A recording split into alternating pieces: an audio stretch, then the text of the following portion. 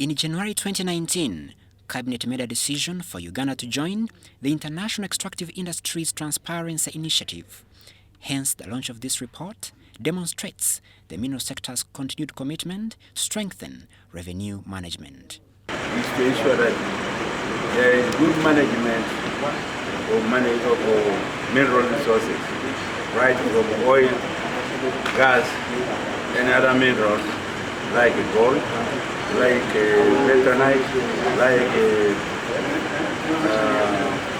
rare earth elements. We have very many copper and so on.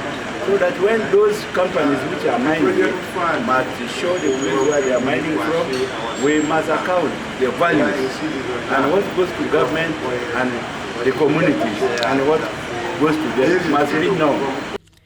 The report highlights how much investment has been fed into the economy, the financial returns generated for the country, and the future prospects of the mineral industry, especially as Uganda readies herself for the first oil production. So it's about transparency, knowing who is behind the exploitation of the minerals, how much money is invested, how much the recoverable cost, what is the impact to the climate, how much revenue the government is generating, from these resources. So we are going to be working on the issues of generating more revenue from this sector, because the country has been dependent on tax revenue alone without looking at its natural resources. However, there are still prevailing challenges to the extractive industry, like undisclosed mineral contracts, underfinancing, and inefficient tracking of mineral production volume. A case in a point, we are not able to track the production volumes.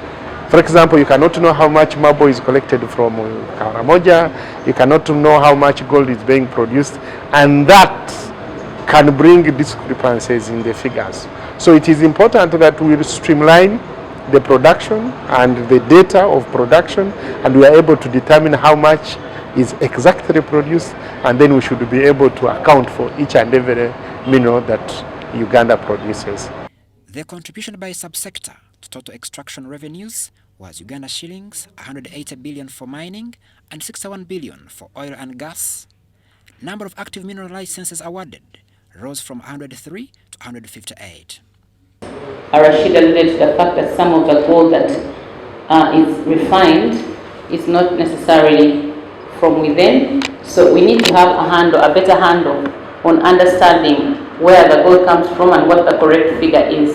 And a key part of this also is obviously getting the figures around the artisan and small-scale mining, because we do have a lot of gold being mined in this way, but to what extent are we able to quantify the amounts that are mined? The goal of Uganda's Extractive Industries Transparency Initiative is to ensure wide transparency in the petroleum and mineral sectors, improve tax collection, enhance environment for investment, and ensure that the industry generates enough revenue. Crispus Adinitwe, UBC News.